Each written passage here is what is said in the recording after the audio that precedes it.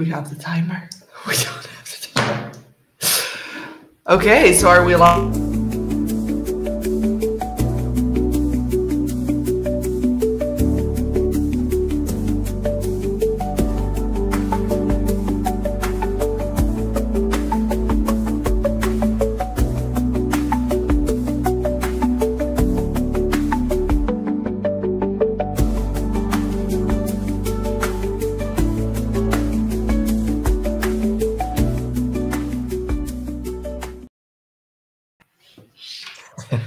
So this was funny.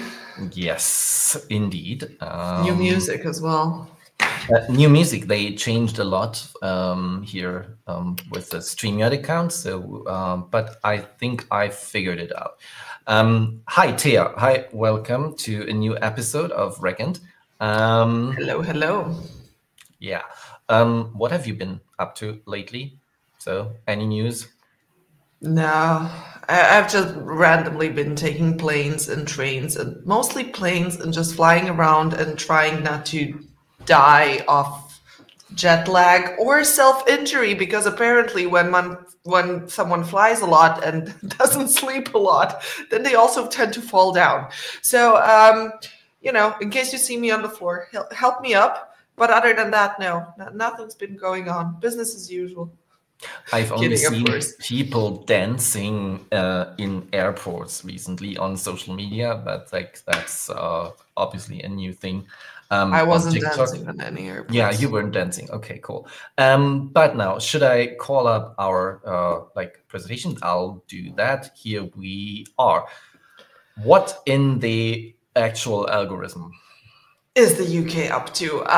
That's also a keyword for our guest today. We have Robert Bateman with us. So he's the one that's actually going to explain to all of us what in the algorithm is the UK up to when it comes to AI. But we will only get into that 30 minutes in. You know the drill. First, we have the regular sessions. The standards. We wrote a book. Go buy the book. Book still available on the publisher's website as well as on Amazon. We look forward to your reviews and feedback. Second important note, we have been on tour. That's also why I'm falling around and busy catching planes.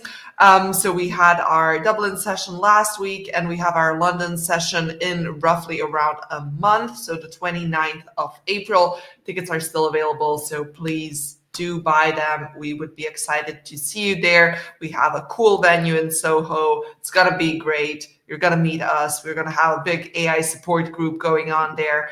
And yeah, join us. It'll be cool. We also have events scheduled for Vienna and Zurich. Not 100% confirmed though. Let's see if I survive until June and July when they're scheduled for. But they are scheduled, so if you are interested in those as well, feel free to shoot us an email. And final update that I forgot to put on the slides, we have also had another project that we recently published called RegIntopedia.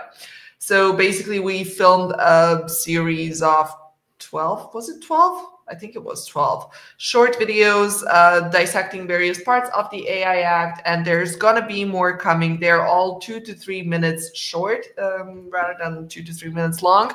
So really, really packed and condensed knowledge and, well, educated guesses and opinions, because in this particular field that has been existing for the past 3 seconds, there is not a lot of knowledge to be shared, but there are a lot of educated guesses to be shared. And here is RegIntopedia. So far, you can only see my face, but there will be Peter's face coming in a second. So do check those out if you haven't already. Right. It's a great collection. And yeah, back to the book tour. Back to the book tour. Do, you know, register for the book tour for all our devoted fans out there. AI Act Compact code for 30% discount. Don't tell anyone that I told you that. And now finally for my favorite part, and then I can just shut up for the rest of the episode and have the guys discuss UK and the weird things that the UK has been doing. Ladies and gentlemen, welcome to the show. let's just begin, shall we? So it appears that Silicon Valley's hottest new investment isn't a new app or a new product or hardware. It's one man, and y'all know him. So remember the legendary AI researcher and OpenAI co-founder Ilya Sutskever, who left OpenAI after the whole drama with the board and the about 3 seconds long sacking of Sam Altman? Yeah, so Ilya is now the primary reason venture capitalists are putting some $2 billion into his secretive company Safe Superintelligence. The new founding round values Safe Superintelligence, Jesus, at $30 billion, making it one of the most valuable AI startups in the world. That escalated quickly, if you ask me. And for nothing less than Safe Superintelligence. So, go Ilya. Apparently, in a world where most AI startups work hard to get attention, hoping to, attract employees and investors in a highly competitive space, operating secretly out of offices in Silicon Valley, of course, and Tel Aviv, might be a better strategy, at least if you're Ilya, that is. So Safe Superintelligence website contains basically little more than a 200-word mission statement, and its approximately 20 employees are discouraged from mentioning Safe Superintelligence on their LinkedIn profiles. What? Can they even be AI experts if they don't mention that on their LinkedIn profiles? I mean, like I am.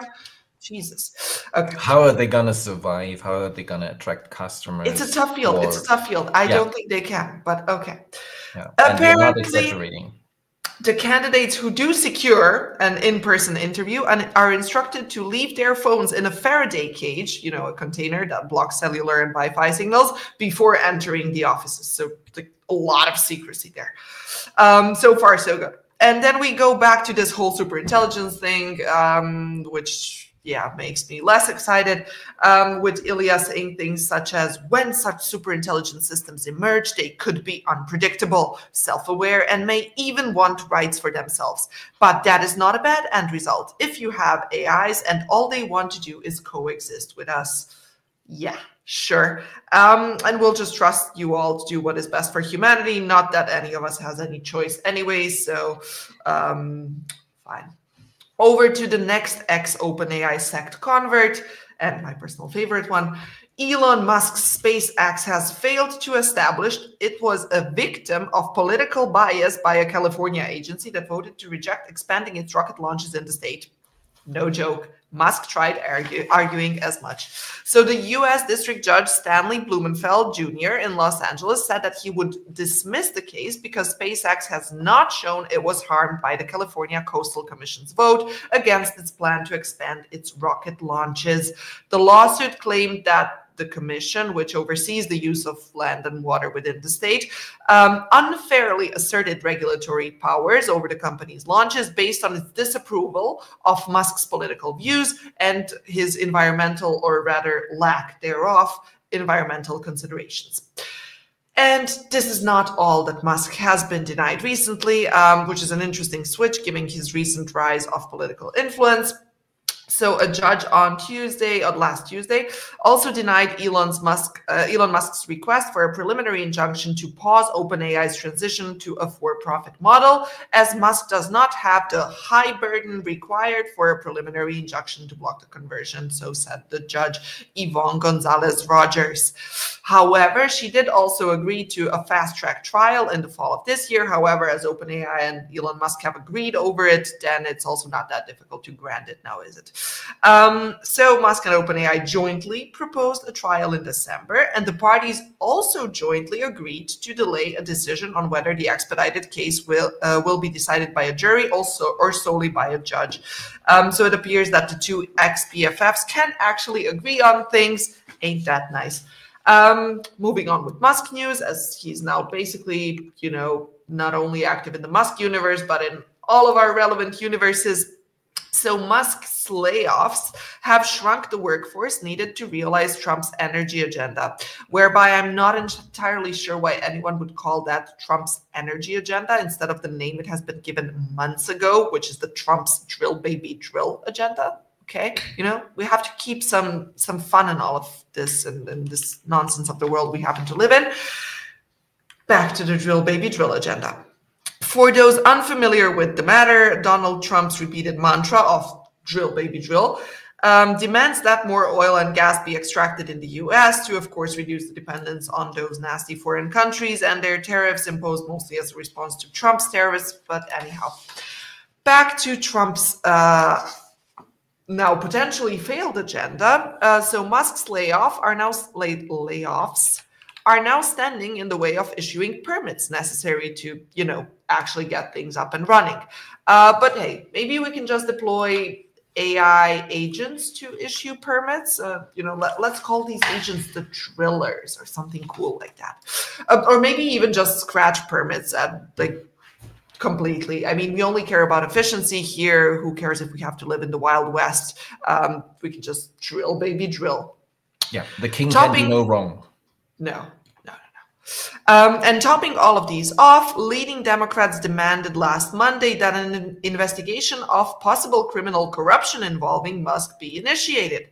The investigation should involve the Federal Aviation Administration's decision to cancel a $2.4 billion contract with Verizon to upgrade air traffic control communications and to pay Musk's Starlink instead to help manage U.S. airspace. An investigation would involve the Federal Aviation Administration decision. Jesus Christ. An investigation would determine whether Musk, in his capacity as now, a special government employee, whether this has in any way, affected his companies also being granted certain state contracts, which would, violate the criminal conflict of interest statute. To be more specific, since President Trump took office, at least so according to the Democrats, at least 11 agencies with investigations, pending complaints, or enforcement actions against Musk companies have been hamstrung, including through the firing of the agency's independent commissioners and rolling back the agency's independence. Meanwhile, Musk's companies have already received at least $38 billion in federal funding and are vying for new federal contracts. Nothing suspicious there. What do you mean, guys? I mean, it's basically all just a big plot against Musk. So let's leave all of them plotting and, whatever else in the world that they are doing and move to a slightly lighter, albeit equally frightening topic, as this one features an actually very creepy clown, Ronald McDonald.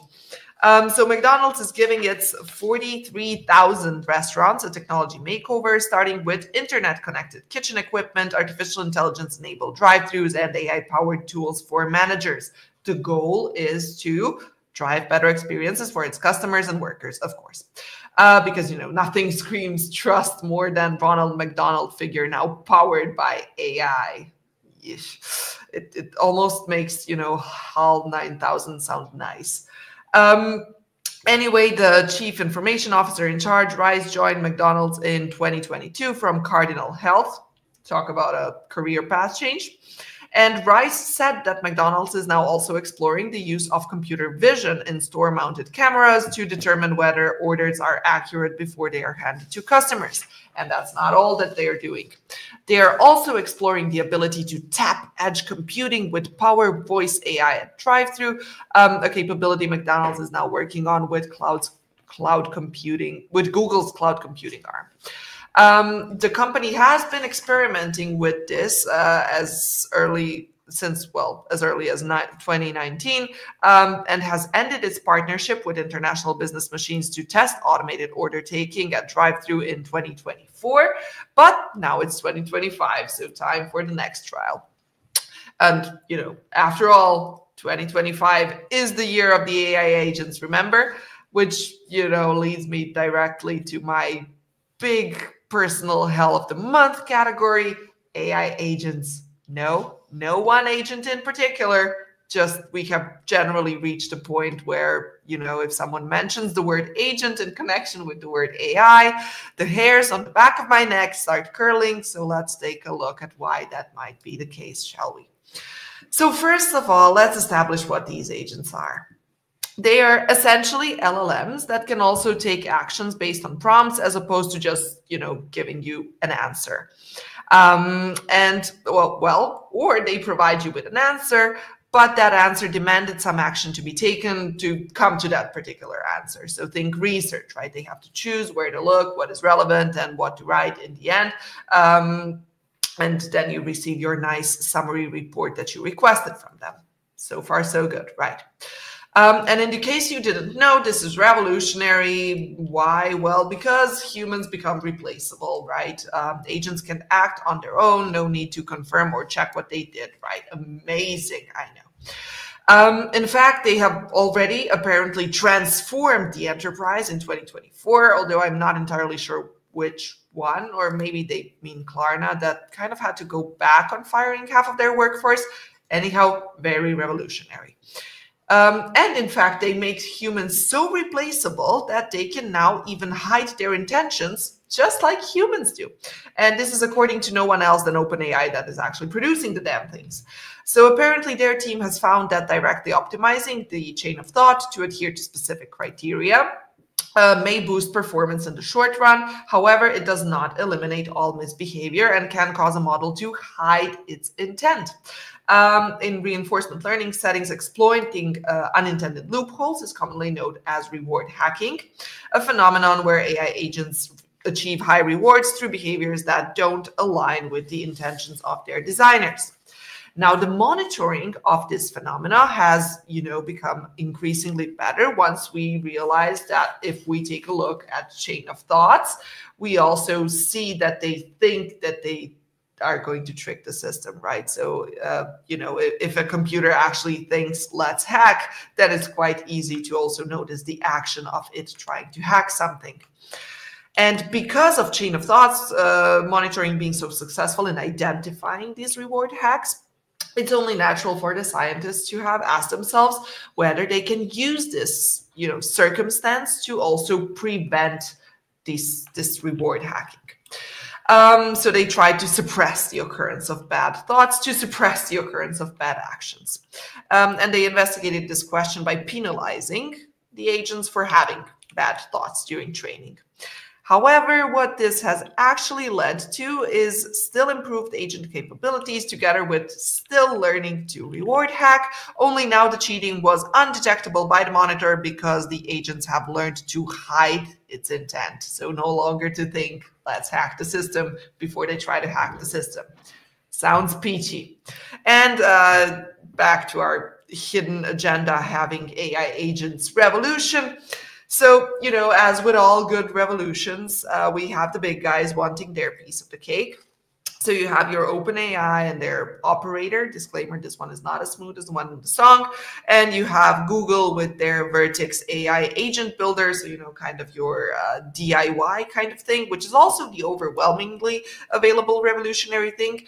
Which also got me wondering, isn't the point of a revolutionary thing that it's not that common? It's one of a kind, not replicable, at least not straight away. Never mind. So we have the big guys. Then we have the middle guys with the likes of Harvey and Salesforce's Agent Force. Then there is always the little guys trying to, break into this absolutely revolutionary field. And then you have the most revolutionary among the revolutionary, which in this particular case is a Chinese agent, at least according to the headlines and their own promotional materials, of course. Sounds terribly sexy, right? So, breaking news. Manus Agentic AI makes humans unnecessary. This one is now fully autonomous, unlike the previous 1,200 that I just mentioned, that were not, however, breaking the headlines. What can I tell you? Sometimes you just need a bit of a weird geopolitical situation to break the headlines. Anyhow, for those wanting a more sober view of Manus and his capabilities, consider maybe reading the MIT article that actually tested Manus on a set of complex tasks, such as producing a list of 50 people with their backgrounds as nominees for the innovation awards. In that particular case, after following up with about 1,000 prompts and re-encouragements, the journalist did end up with a list of 50 people. However, these people were from a limited set of institutions that Manus had access to and enough compute to search through. Great research, no?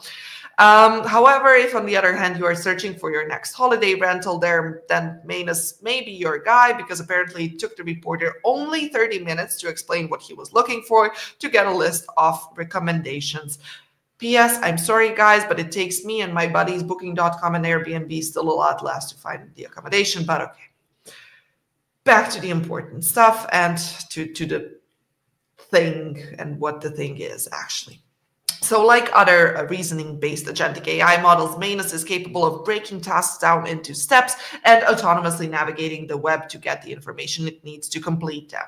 One thing that sets it apart is the Manus's computer window, which allows users not only to observe what the agent is doing, but also to intervene at any point. That's a plus. Human oversight, important. Since the general AI agent Manus was launched last week, it has basically spread online like wildfire, and not just in China, where it was developed by the Wuhan-based startup with a wonderful name of Butterfly Effect, but it has also made its way into the global conversation with, influential voices such as the likes of Jake Dorsey and Victor Mustar praising its performance. Manus claims also to be the world's first general AI agent that uses multiple AI models, such as, for instance, Anthropic's Cloud 3.5 Sonnet and fine-tuned versions of Alibaba's Qwen at various stages and for variously independent but independently operating agents. However, of course, we just have to, believe all of them on their word because very few people have actually had a chance to access the thing. So currently under 1% of the users on the wait list have received an invite code. It's unclear how many people are on the wait list, but their Discord channel has more than 180,000 members, so presumably a lot.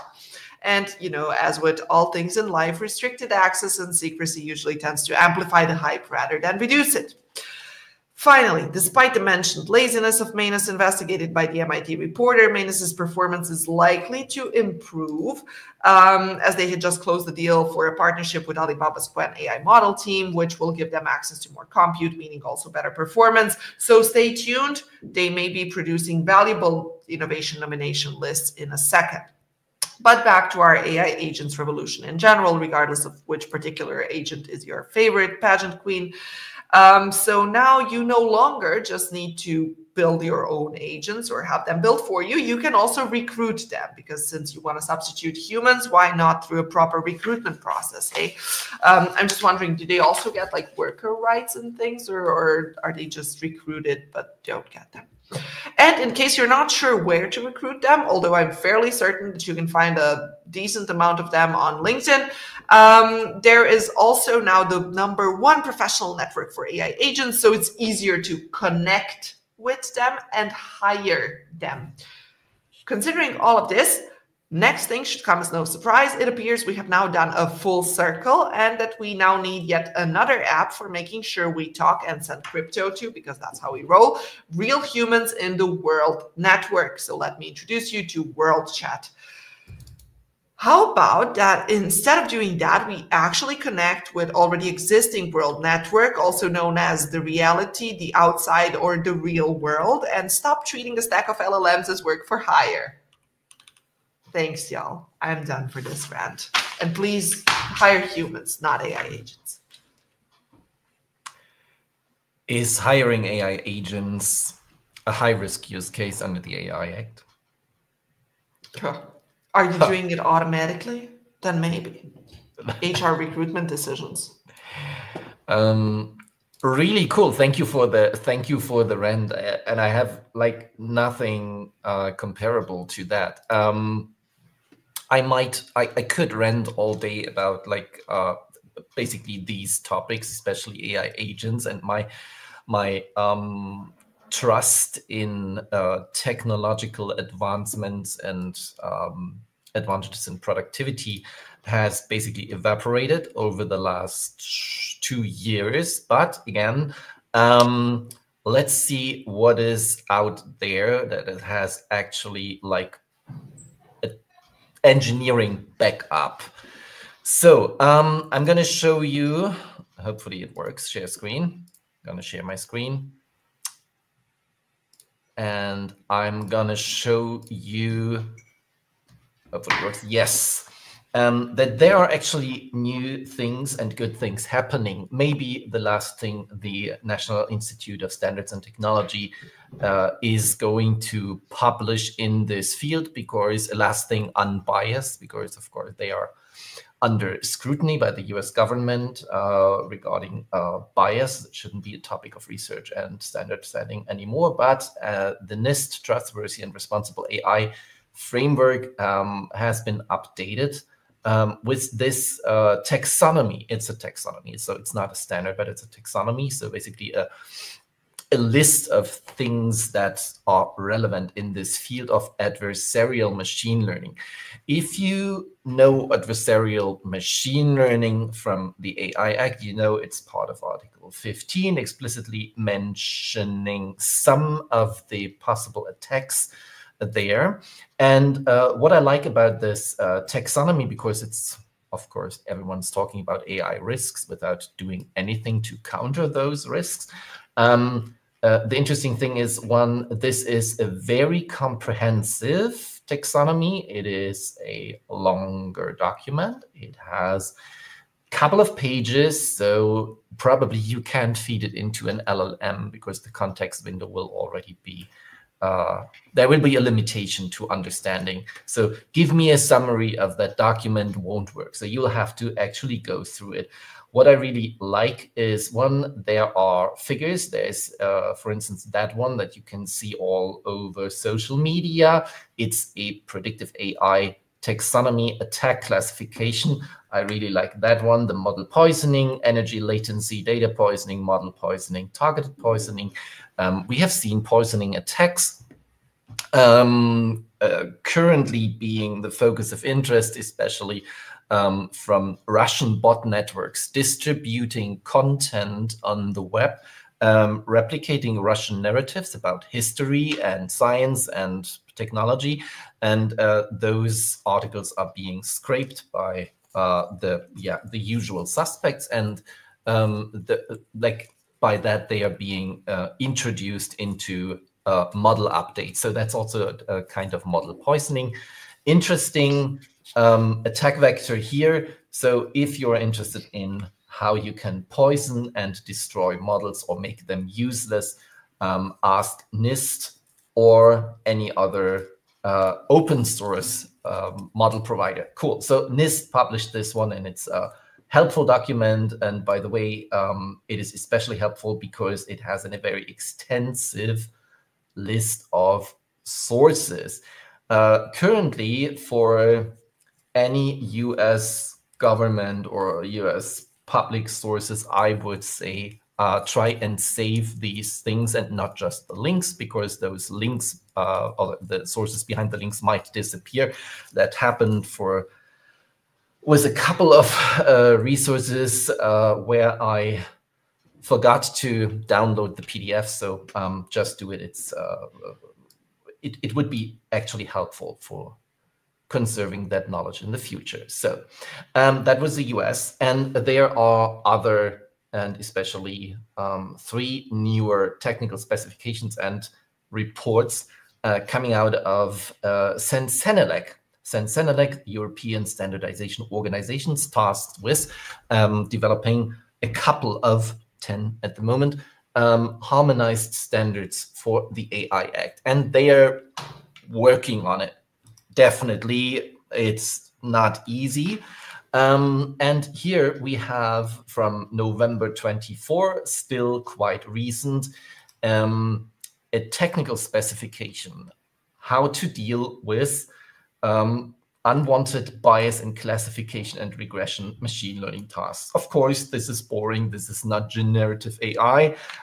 This is not agents, but it is nonetheless very important, because for an agent to differentiate between cats and dogs or ones and zeros, for instance, they have to understand that, and there should not be too much bias involved, because then the model is shit and won't work anymore. So we have this document. I can show only very few snapshots from the document for copyright reasons.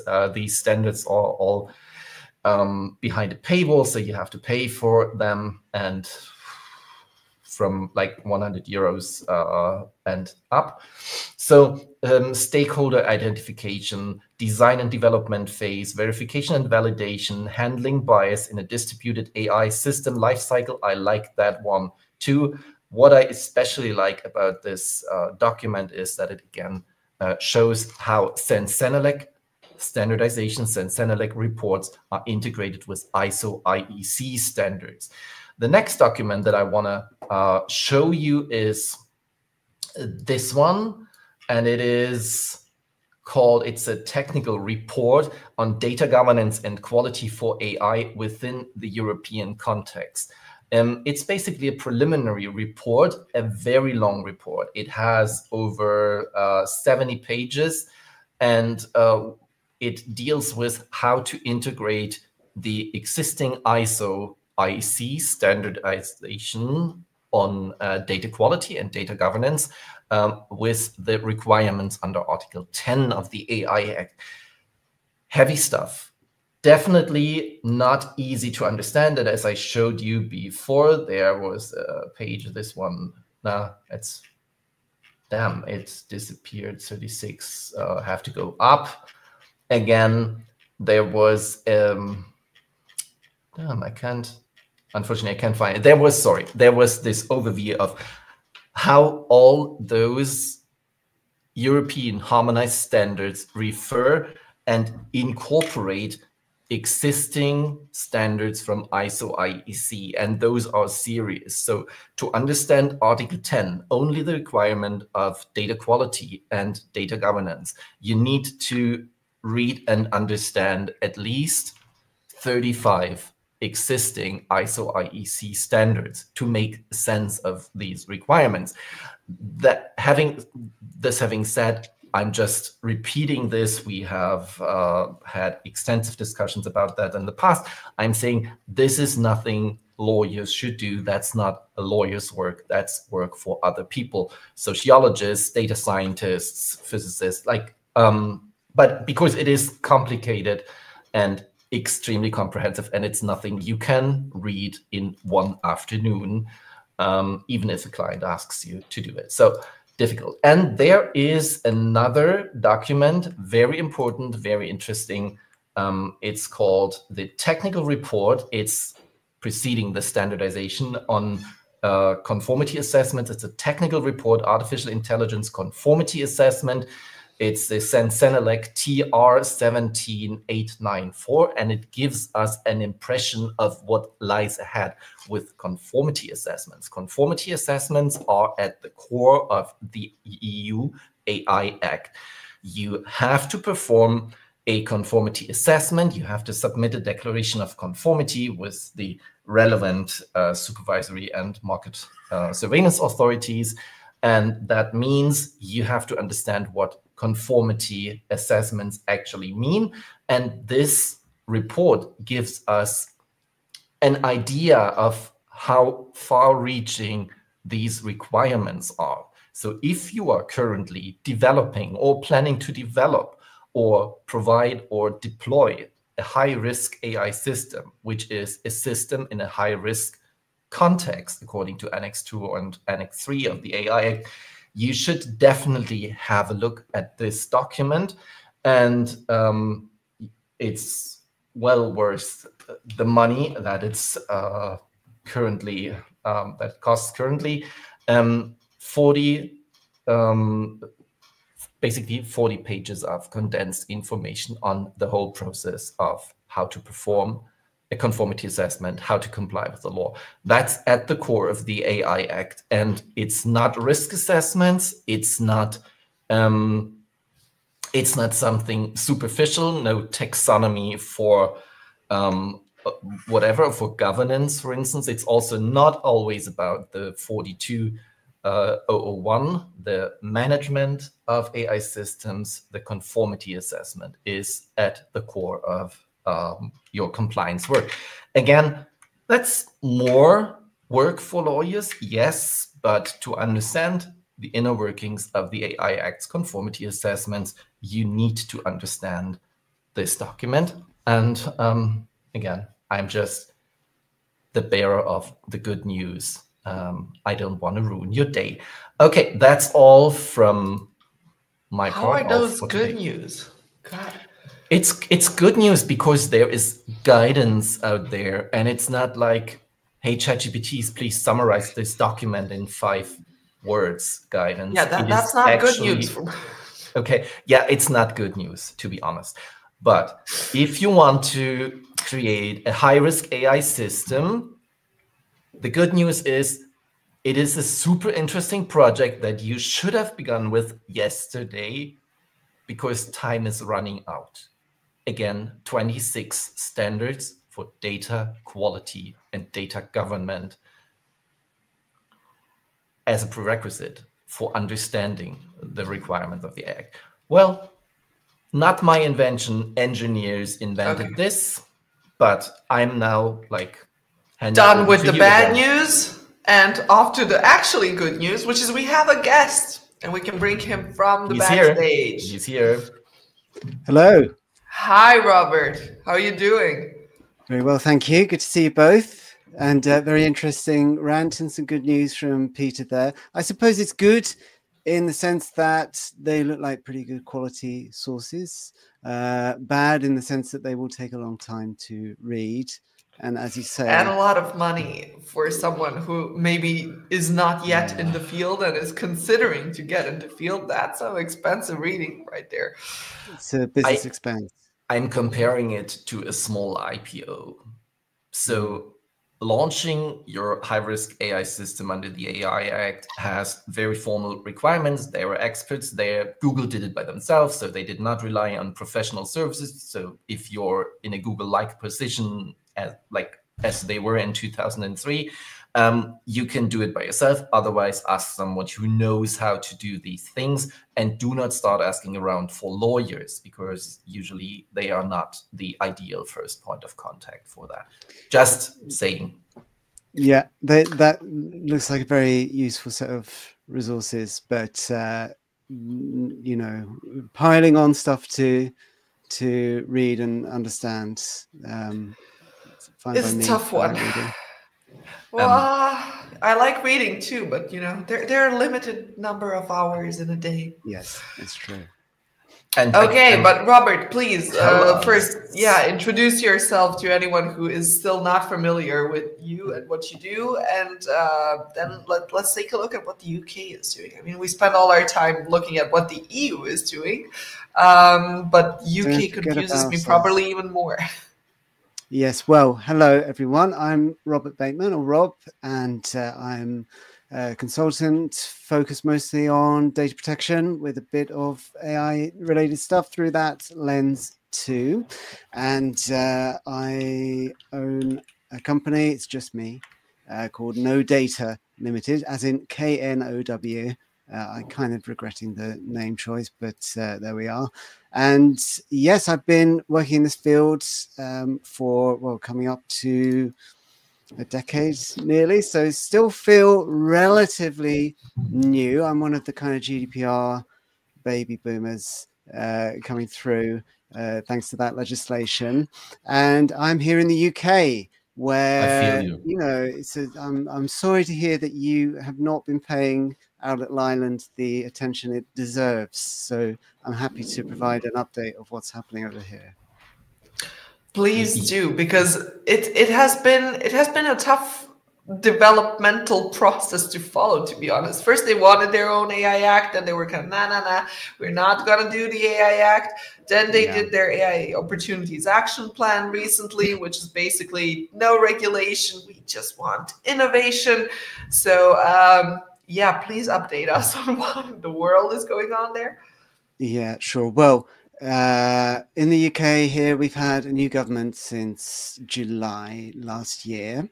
Many people, including myself, were quite pleased to get rid of the last lot, and are still keen to give the new bunch a chance, but it hasn't all been plain sailing. I guess we're kind of drifting slowly away from the European continent across the North Atlantic, and that is perhaps looking like a more sort of perilous journey than most of us had expected, given developments in the US recently.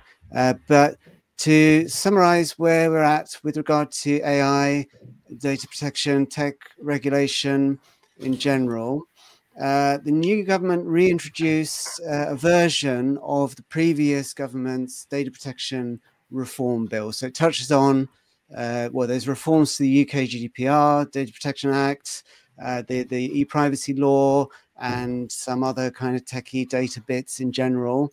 It excludes many of the old versions, kind of more controversial provisions, but not all of them. In particular, there's a bit that I don't like very much about the UK's rules on automated decision-making under Article 22 of the GDPR. Maybe we can come back to that. Governments Would also... love to. Yeah, we shall. It's kind of well, it's not a data subject friendly reform, but it's very complicated, quite hard to explain. The government's very keen in general to insert AI across public services. They promising it's going to save billions of pounds. Not terribly clear about how. They've produced lots of kind of playbooks and plans, mostly about what kind of not to do, what to check first. Not terribly clear on where the money's going to be saved. Very keen to use regulators as a way to encourage economic growth. Sacked the head of the competition authority early in the government, but the ICO, the Data Protection Authority here, is very keen to, well, very supportive of everything that the government does, really. The last government too. So that's going to be reformed as well, and they're going to have a new obligation to promote innovation and economic growth and so on. Could have implications for the UK's adequacy decision in the EU. Of course, losing that would present big problems for any plans to boost economic growth through data and so on, in my opinion. The European Commission gave us 6 more months on that decision last week. They said we got an extension until the end of November while Parliament debates this reform bill. So we'll see how that goes. Is there any red tape that they could still cut? I mean, in my opinion, as far as I remember, and I vividly remember Margaret Thatcher, so I'm that old. So is there anything left to deregulate and to innovate? And has that ever worked for the UK somehow? I'm just asking. Well, the previous government's attempts to reform the data protection framework went quite a lot further than the current one. So, I mean, in answer to your question, I guess they could pass that old version of the bill, which got rid of data protection officers, for example, big changes to ROPAs, DPIAs, some more controversial bits. I think they're going to focus deregulation in terms of data protection on data transfers, probably, because we have a separate decision. Remember, we've got our own adequacy process. And if the EU scraps the adequacy decision for the EU-US DPF, the data transfer framework to the US, the UK's could actually live on, I think, because our courts will never do a Schrems 2, I don't think, and cut the US out. I cannot see that happening here at all. So, I mean, there are a couple of areas where they could go further, I guess. At the moment, there's a lot of talking, but I'm not totally persuaded that they're going to save the 40 billion or whatever they propose that they will save through putting AI into the health service and so on. We'll see. Maybe I'm too cynical.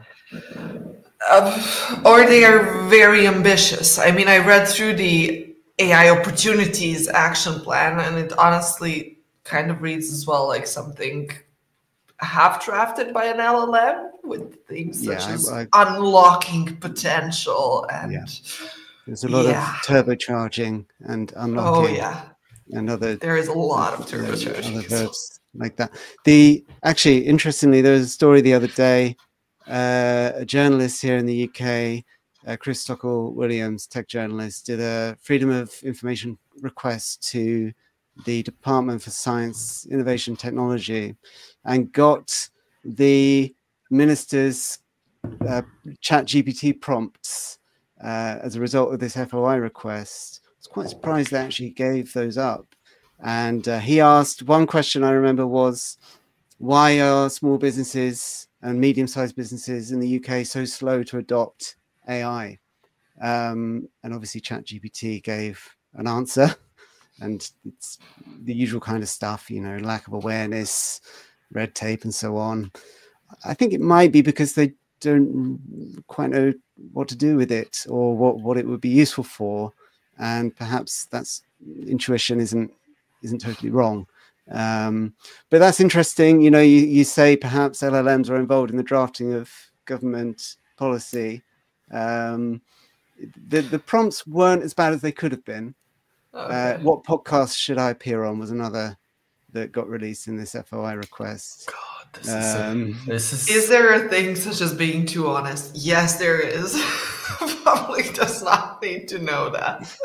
Yeah. Oh, the thing God. the thing that like surprises me most is like all these very smart people, and you have some of the best universities in the world in this country, and I really love the United Kingdom, and I want them to rejoin. Like, just saying that, I'm just always wondering, why is it that like some of those people are so incoherent in what they say? Like, one, is it the market that's gonna do all the magic things, like make products appear successful or disappear? Or do like people actually need convincing? So like, if LLMs or these chatbots are not adopted at a rate as imagined by, hallucinated by Mr. Altman, like maybe that's a sign of the market. Yeah. Like, well, of course, not wanting those. Of course, we still have a National Health Service. You know, Understood. we're very proud of that. And they, I mean, the market, I guess, won't get to decide whether AI is adopted in that sector. They're already talking about using it to reduce patient waiting times and so on. I imagine we're going to be looking at, in the first instance, patient-facing LLMs on doctors' websites, whatever. I don't think people are going to like it. This is such in a the current horrible state. idea. I'm Yeah. sorry. Yeah. And I don't think they'll even like it if the technology improves as much as is promised, which I'm personally somewhat dubious about anyway. I think people really, especially in an area like health, face-to-face interaction or human interaction is particularly important. But we'll see. You know, I don't want to be too pessimistic. It might be that maybe you know, we'll have to see how far the UK outstrips its European counterparts, because we're not doing an AI Act or anything approaching it. I think there will be a bill that, or there is a bill that might tie There was a bill in implementation like at some point, a draft of a bill. Yes, there but are I'm not sure. Yeah, coming from the House of Lords. Yeah, they never go anywhere. Yeah. Yeah. So I'm always wondering, like, what is going on with this, like, push for innovation? Like, I understand supporting innovation, but pushing innovation is a different thing, especially when we're talking about public services, right? So the idea is what? To have 24-hour service, even if it's suboptimal, and by AI is better than having, I don't know, 8 or 10 hours a day available customer service. But why? Well, I think it's to cut staff. I guess they're in a difficult economic position. They've promised to grow the economy. It's not happening yet. They're running out of things to cut. So I suppose this is what they're reaching for. And there are influential people with government's ear that perhaps have persuaded them that this is the right approach.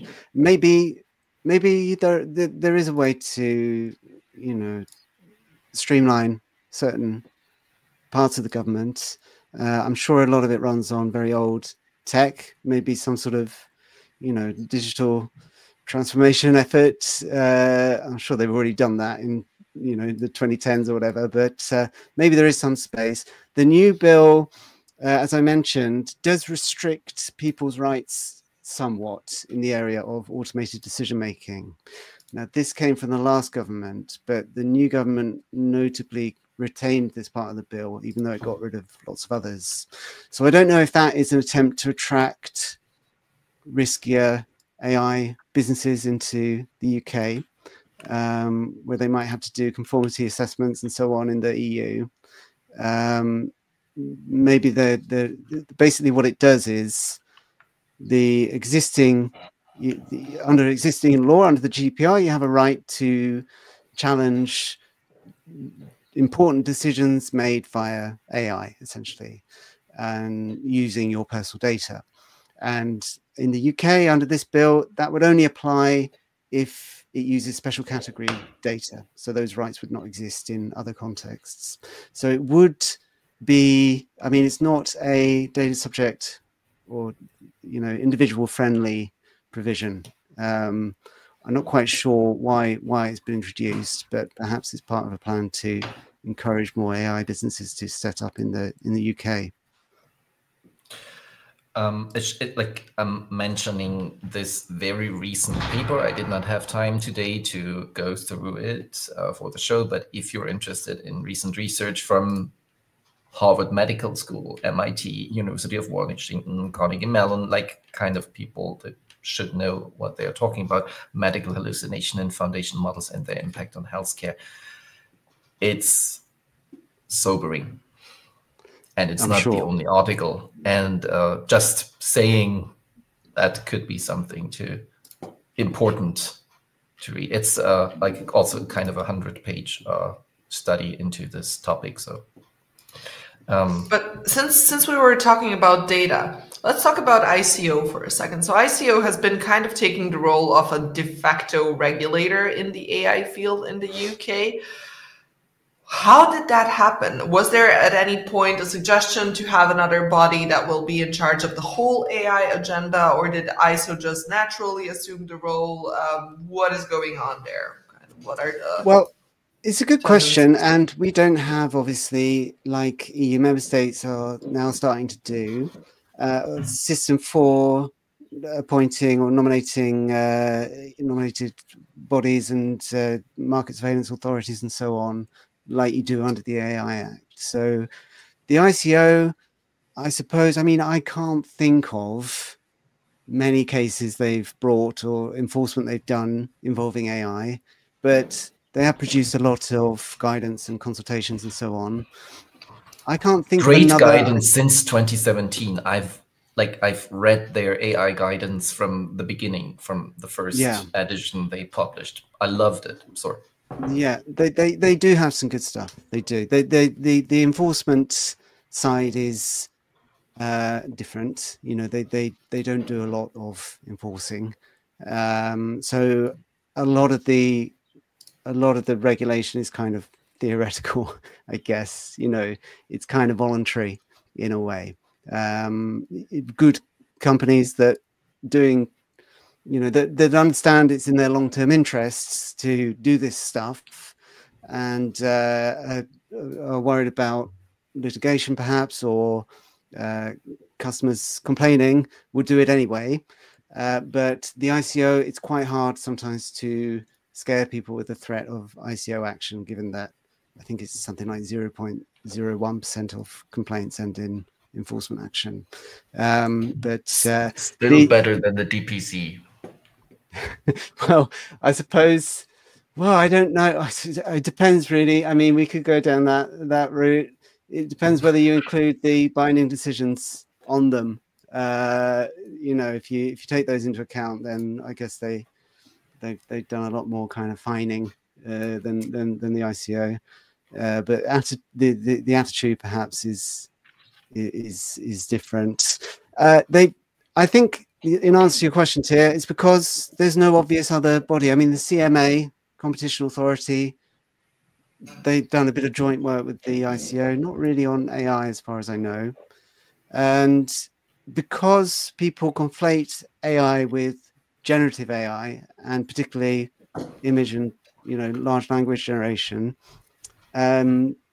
it's assumed that it all involves personal data, and so it can all be regulated by the data protection regulator.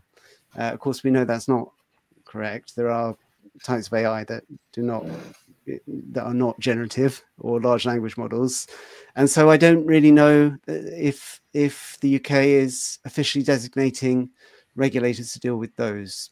The regulatory system here is increasingly looser than on the continent.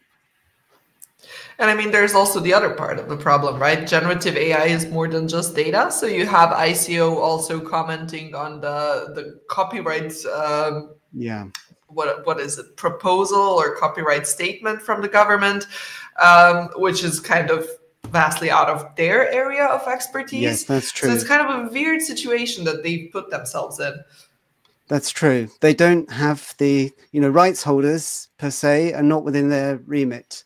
Data subjects are, but as we know, the system of property does not apply directly to intellectual data. Property and data protection are not directly comparable. So I suppose it's down to the ICO to comment on that, and various, well, perhaps it's not, perhaps they shouldn't be, but they have done so, as you say, the text data mining exemption, or the government trying to decide what to do about that. The only body, as far as I know, that has weighed in, apart from industry bodies, is the ICO. Whether or not that's their area, I think they can. A lot of their guidance and responses tries to steer it towards data protection, but yeah, it's not really a data protection issue, as you say. Okay, and now mindful of the time and the fact that we have a hard cut in 4 minutes, I would just like to ask you one final, very broad and nothing saying question. What do you expect to be the next developments? Do you expect there to be an AI bill at some point? Are you hoping for an AI bill, or do you kind of see this weird we want AI innovation strategy going on for the next couple of years at least until the situation in Europe crystallizes? The data protection bill will pass. It does have implications for artificial intelligence because it kind of loosens the rules around the reuse of personal data without consent as well. So I think they will pass that. There is likely to be a product safety standards bill that will in some way tie the UK to EU standards in some contexts, as far as I understand it. That is the Product Safety and Metrology Bill, I think it's called. So keep an eye on that.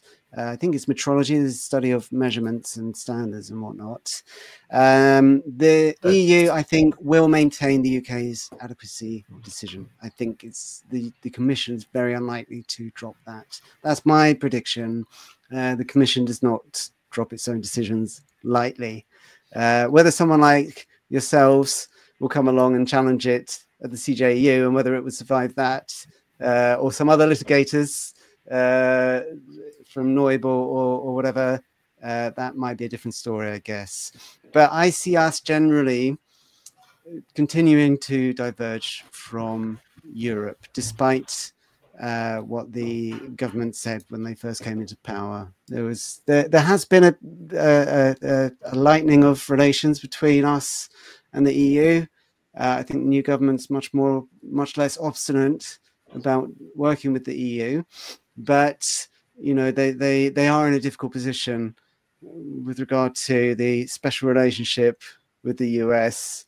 And I don't think we're going to see a full-blown AI Act type regulation like you have in the EU. But of course, I know the legislation fairly well, and it will continue to apply to UK companies if they want to grow beyond this. Yeah, if they want as much as to touch Europe, basically. Yeah, European Union, not Europe. But also UK practitioners should be aware of it.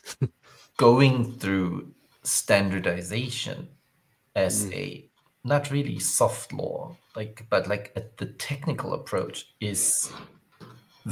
would be very smart. Like people don't notice, and the engineers will still have to adhere to it because blah, blah, blah, because it would be incompatible and you can sell it that easily on the European market. So why not? Yeah, okay.